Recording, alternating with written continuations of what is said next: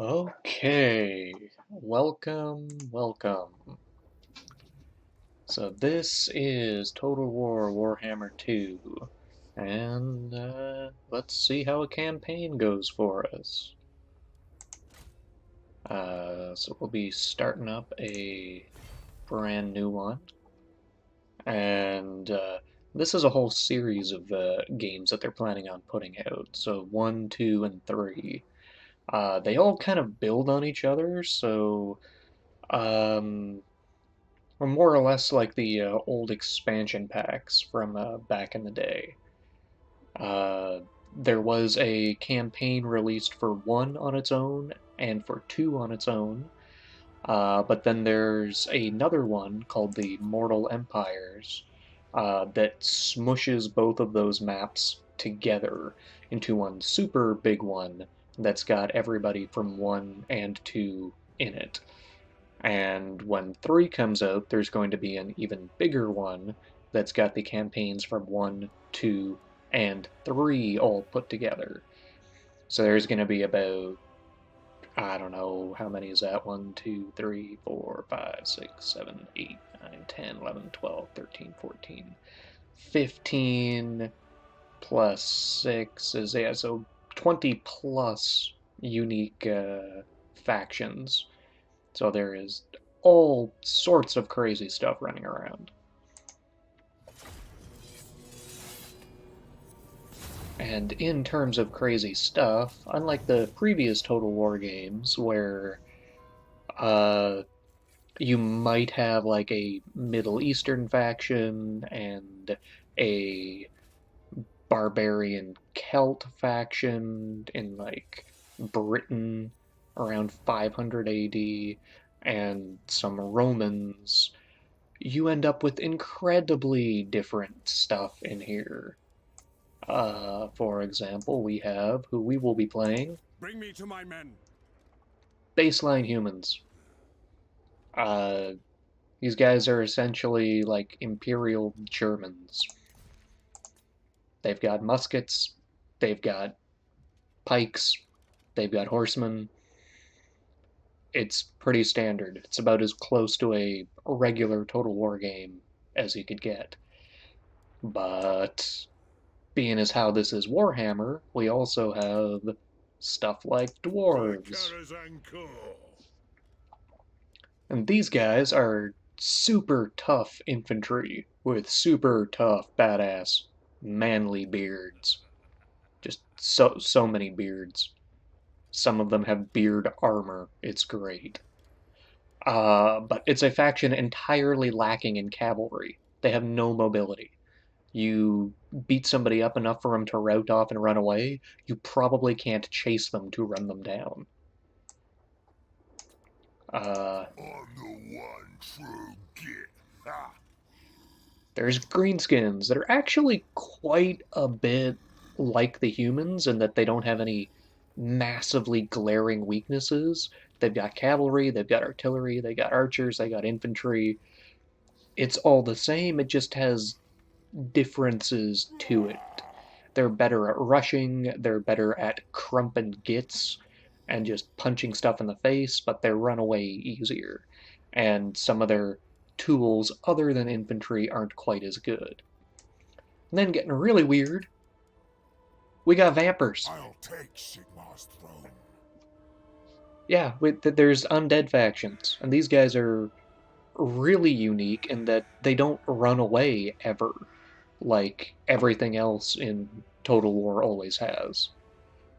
Since most of their units are just like zombies and skeletons and whatnot, instead of running away, they crumble down and they just outright die uh, due to just being utterly destroyed. They will never run in fear. They have to be completely dismembered. And so that's a unique thing in that you can send in like a bunch of trash zombies at something and they will sit there and hold it up for a while until they are completely taken out. A lot of their stuff tends to be trash since never running away is a very powerful ability, but the vampires themselves are like ridiculously powerful. And then we have the French. Strength and honor. It's another baseline human faction, except they're uh, a lot more knightly and chivalric. So they've got just dirt-covered uh, peasants with pitchforks and stuff that die in droves and can't do a damn thing, but they're just there to hold people in place for your super awesome cavalry to ride in behind and destroy everything. And they just have outrageous accents. It's great. I never fail. Ridiculous. Then we have the air quotes. Well, not air quotes. These guys are the bad guys, but in Warhammer, everybody's a little bit bad. I am the chosen of the gods. Yeah, bad guys. The person with a flaming eye in the middle of his black armor helmet is not so great. Uh, Basically like an end of the world army full of monsters and Vikings with horned helmets and demon possessed warriors in full plate and more skulls than you can count literally hanging off their armor. They're a metal album cover. And then back here, these are guys from the second game. We must preserve this world. You've got elves that are like humans, but more elite, brighter. They got smaller unit sizes and generally better quality in terms of everything. And they're pompous and proud because, of course, they are. And then, lizards riding dinosaurs. They got T-Rex, yo. Jurassic Park. Like, super elite guys, but they tend to lack a lot of tools other than being able to throw T-Rexes at people, which is kind of a big deal. I will have my vengeance. Dark elves, so like the mirror to the light elves, or high elves, I guess they would be called. These guys have the same kind of focus on elite units, but they also have some monsters, like that big multi-headed Hydra in the back there. They are also a heavy metal album cover. These guys are just weird. Clan most triumphant, yes. A bunch of rat people who have no redeeming qualities whatsoever, and like World War II-esque tech. So when everybody's running around with horses and shields, spears, bows and arrows, maybe a musket, there's hordes of vermin living under the cities that have access to like crank action machine guns and lightning cannons and just all sorts of stuff out of like a crazy James Bond movie. Yeah. And yeah, flamethrowers. Picket claw, engineers, death. Yeah, boom. And of course, to completely go ridiculous, zombie pirates. The vampire coast is all mine. Because of course there had to be vampire pirates. Blam. But yes, we I command here. are going to be the Empire. Led by Karl Franz, which is like as Germanic a name as you can possibly get with my limited understanding of anything linguistic. Yeah. Let's go.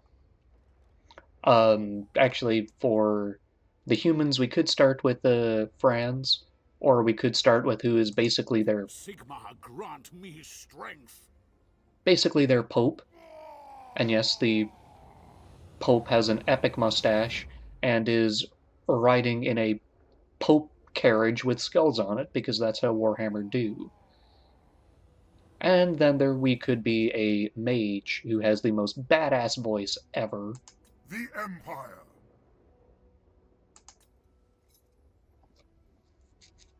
Uh, that wasn't a very good one. You summon me. Whatever reverb they added to him is just great. And he's a huge pompous prick. It's amazing. He's so selfish, so greedy, and covered in glittering gold. Sigmar's will. But Karl, my boy, let's go. The newly crowned emperor returned from a tour of Reikland to find his capital, Altdorf, besieged by spider-riding greenskins. Having seen off the goblin threat, Franz arrives in his court to find the politicking of the empire already at its height. Middenheim grumbles, and to the south a secessionist rebellion is in full flow. Franz must tread carefully. A wrong move now could split the empire asunder before his rule has truly begun. So I think our boy Karl has just been elected as the emperor of this human imperium, which sits right in the middle of a landmass surrounded by nasty things on all sides. And just one moment.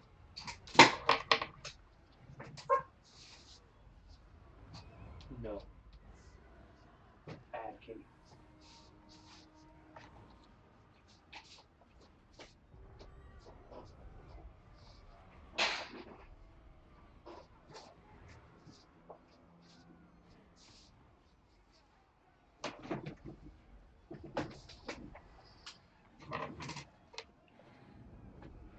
Just chucked a toy for the cat to play with because he was getting restless. I think he's now tossed it under the futon. Oh, no, you still got it. Play away, good boy. Yes, you're very cute.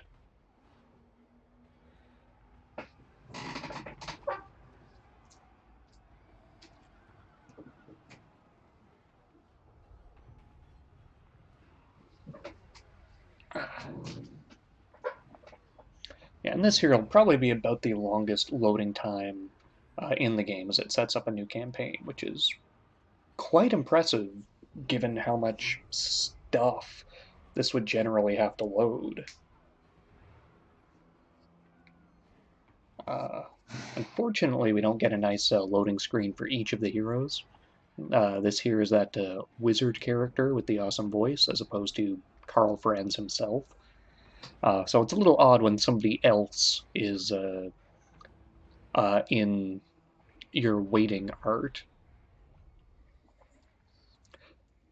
The greenskin threat is extinguished, sire. Yet the fight to secure your rule has only just begun. The Empire is beset by civil war once more. Secessionists hostile to your election as Emperor are trying to form a breakaway province to the south. Advance, crush them, and bring the lands back to your sovereign rule.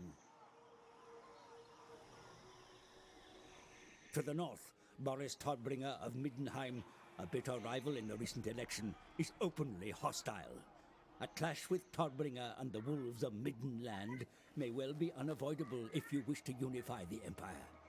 Plan for this eventuality.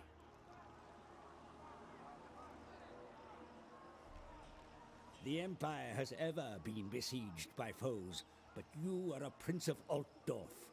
Greatness runs in your very blood. Make the Heldenhammer proud.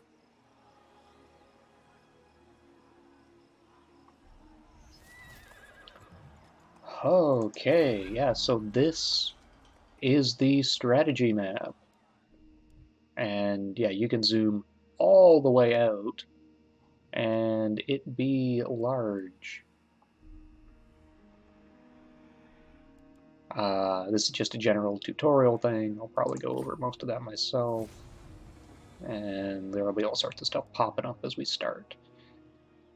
A lot of these missions here are just kind of to tutorialize things, like go and beat an army, and then I'm sure there will be go and capture a settlement, and then wipe out this first little faction that's around you to solidify a province. So yeah, defeat an army belonging to Empire secessionists. No! That'll be these guys. Our armies gather to strike, or our enemies gather to strike against us once more. Attack first and deny them the opportunity to reach full strength. And then we'll get some resources for that, gold, which has always been a thing. And then each of the factions has their own specialty stuff. I haven't actually played around with the Empire all that much, so I'm sure I'll be figuring these out. Summon the Elector Counts! Oh yeah, this is our boy. And we have ourselves the army here. Now this is probably new for you. The leader doesn't come with his own set of just heavy cavalry bodyguards. He's actually a single entity, just him on his own. And yeah, they're quite powerful. Franz himself is just like a full-on melee beast, so he could probably take on any one of these units solo and just eventually crush them. Takes a while because it's just one guy swinging his hammer, but he will get it done. He has the stats for it. In addition, we've got some halberdiers, some swordsmen, some spearmen, some handgunners, which is nice, crossbowmen, and some Reiksguard, who are basically heavy cavalry, fully armored knights on horseback. I command here.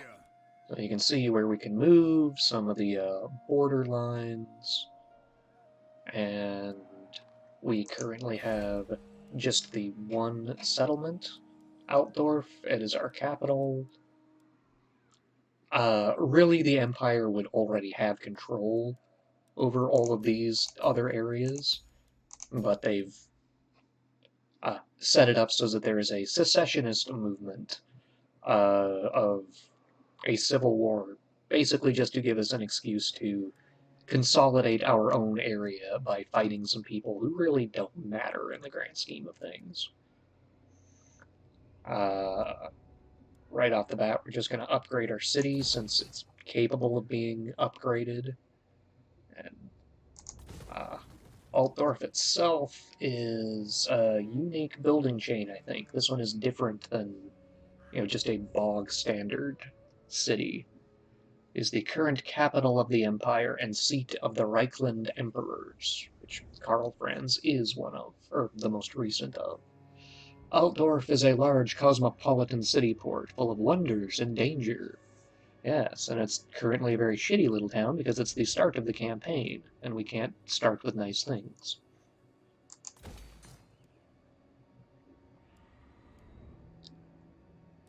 Okay. I am Prince and Emperor. So right off the bat, let's just go and get into these guys. So they've got 6 units. Bring me to my men. To our 7. And some of our units are actually pretty powerful ones from further down the tech tree. Like the Reiksguard especially are pretty good heavy cavalry. And these handgunners can kill pretty much anything at range, and the halberdiers aren't bad either. It's unlikely that this little starter army here is going to have anything quite as good as ours. Raise your weapons.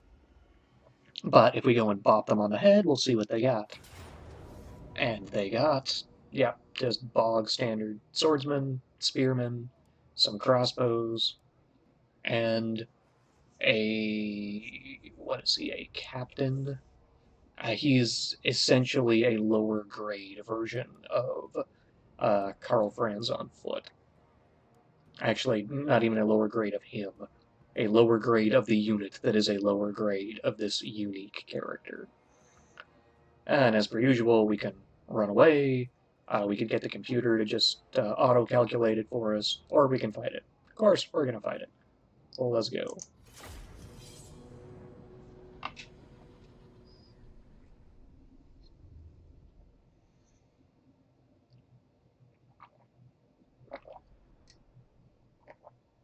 So I'm gonna try not to pause as much as I usually do.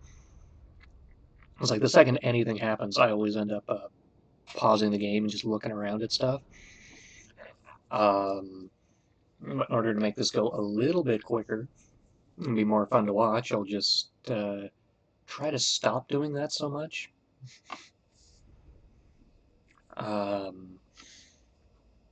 Because, yeah, it'll be like, oh, I want my archers to shoot at somebody else. Pause, archers, shoot at them. And there's just no need to be quite that pedantic and precise with things. Yeah, so... The Empire endures! Yeah, there is our buddy, Karl Franz, with his ridiculous plumed helmet. Gotta love the plumed helmet. And that cape. It's a snazzy cape. Yeah. Yeah. Oh, so angry. My goodness, boy. Jeez. Our halberdiers. Oh, look at those beards. Beautiful beards. Same there.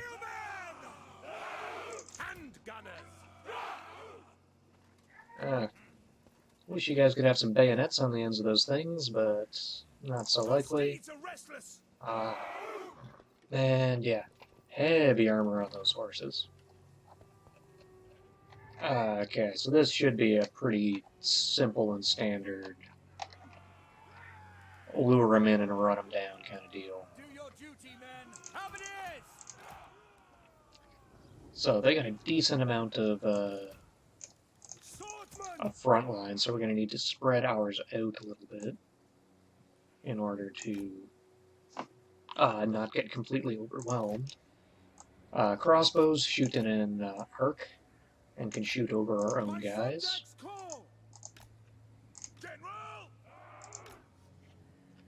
Which is very handy, whereas the muskets cannot. They are a direct fire weapon. So we're going to put them more at the edge, so that they can shoot in as things approach, and hopefully once we get stuff tied up, they'll have an easier time running around the sides to shoot into things' flanks.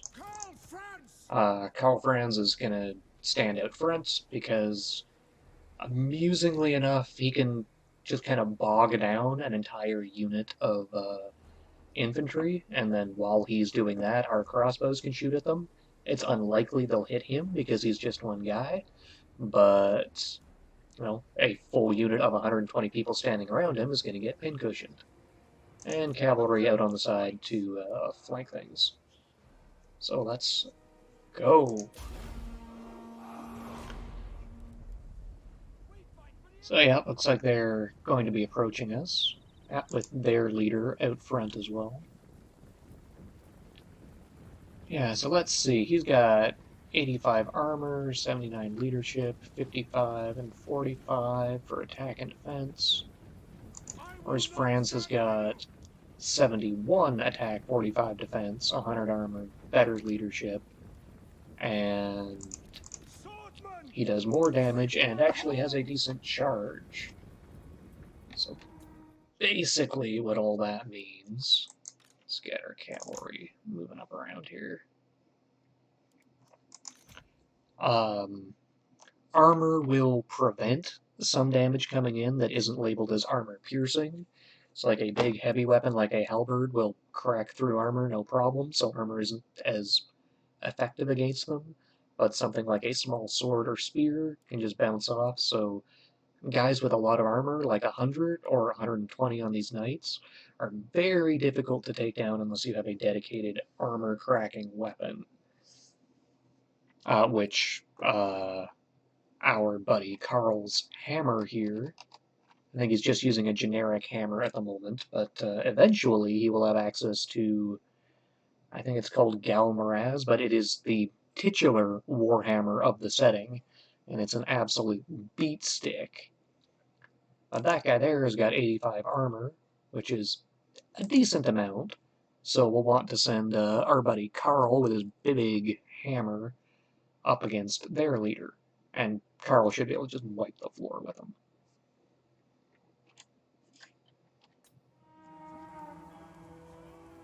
So we'll move him up to intercept a little bit. So yeah, their crossbows are going to be shooting at our halberds, because our halberds don't have...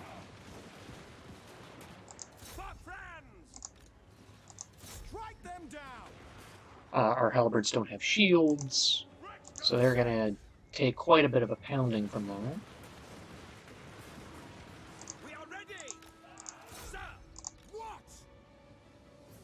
that. And Karl is actually pretty good at running in and doing a lot of damage if he gets a running start. So we'll let that guy get a little bit closer, and then let Karl charge at him. Bip. We'll rush in to meet those guys.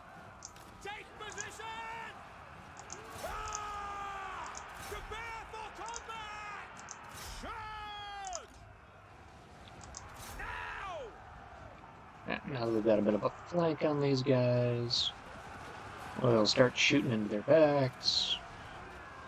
Those guys are tied up and getting shot by missiles. Those guys don't have shields, so the crossbows will do quite well. Cavalry is taking out the archers, so we'll run them into the backs of these guys.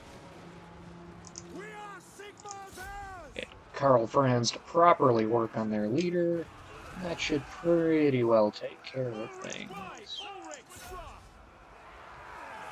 Let's see this here. Yep.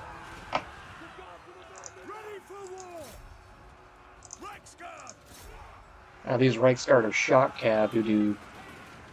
Okay, stop shooting into our guys.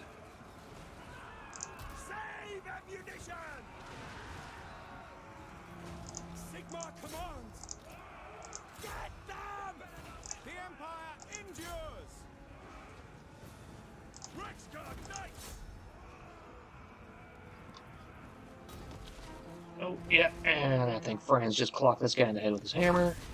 And again. And that's all they got. We'll actually want to leave that guy alive, most likely. Oh, and he had a huge buff I could have popped, which might have helped.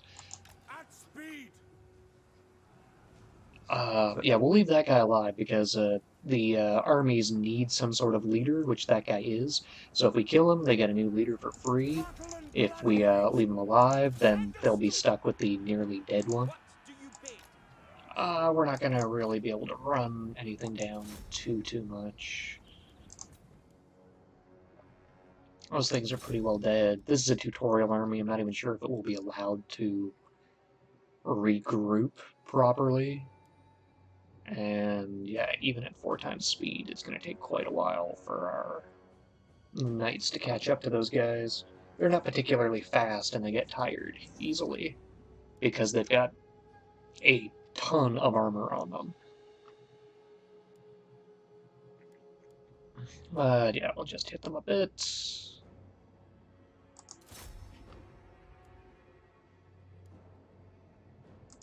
Beauty. Pretty standard. Yeah, and it does give you a nice kill and value count here. In the multiplayer mode, all of the units are costed out with, I think, gold, but basically just a point value. So some really cheap units have a lot of health or a lot of models. But, you know, they don't do very much of anything, like peasants or zombies. Like, a ton of health that you chew through, but that's literally all they have, so they're super cheap.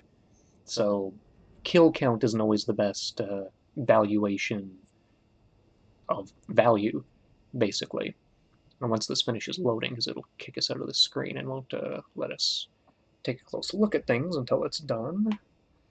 We'll take a look at things, because I imagine Karl might have actually got most of the value, because he was fighting their general, who is worth an awful lot of money because he's quite good. But he doesn't have a whole lot of health compared to like an entire unit of spearmen. So let's see. Karl Franz only killed 19 people, but he dealt almost 5,000 points worth of damage. Whereas the Halberdiers, even though they dealt about 3,000 points, not quite as much as he did, they only got 150 value, which is, as per point to damage value, like that's not linear. Crossbowmen did okay. Yeah, Reiksguard did absolutely fantastic because they ran down the archers completely, and then got a beautiful rear charge and like 2 sets of infantry. Very, very good. All of the stuff they were going after was fairly low value, but they killed an awful lot of it. So now that we've won, we got a few options of what to do with people. We can ransom them, which makes our guys heal a bit slower, but gives us some money. It's not a whole lot of money because it was kind of a trash army. We can execute them, which will give us more leadership so our guys won't run away as easy. So, yay, murder. Or we can enslave them, which heals our units up a bit. Since I think we're going to be fighting immediately after this, we will take on the captives and press them into service for ourselves. Neat here is that you're basically conscripting some of the survivors, so it heals up your own injured units, but conscripting people isn't actually going to help out Karl himself, who is just one guy. It's like you can't conscript people into making him feel better after he's been stabbed. So that's kind of neat. Yeah, so they did have some people survive who are going to be in this next fight here. So yeah, we succeeded in that little tutorial mission. We'll get some money, some prestige. It is important to act quickly if you have any intention of securing lasting authority over the Empire. The people must learn that open dissent cannot be tolerated. Capture Grunberg and snuff out the resistance there. Sure thing, boss. Yeah, so the breakaway city of Grunberg lies relatively undefended. Reclaim it to send a powerful message to all those who would doubt your authority. My hammer is the message. And yeah, what did they have left? Yeah, so this guy's still pretty beat up. The yellow bits are how much they will heal up over the end turn. I command here. Which they will get because we don't have enough movement to catch up to those guys, I don't think. And we've also leveled up. So, yeah, all sorts of menus and whatnot here. This guy's got all sorts of special abilities and whatnot because he's a faction leader. But there's all sorts of stuff that we can level up here. I've done some modding to the game that adds more skill points in because it's just funner to actually be able to get more stuff. Generally, you're only able to fill up like one of these bars and some of his super special stuff. I like to be able to get more. This stuff here makes you better in battle by buffing up Karl himself. The red line makes him a better leader, so it'll buff up the troops around him in his army. And all of this stuff is better on the campaign map for managing your cities, or this one here especially, allowing you to move further on the map. Like, everybody should pick that one up since it's right at the beginning of the tree. And it'll also give him a bit more defense as he's a little bit easy to hit. I'm going to be constantly using him as a duelist, beating down other characters, since I don't feel I really have the tools to do that in other ways, so we're going to focus on that quite a bit for Carly Boy.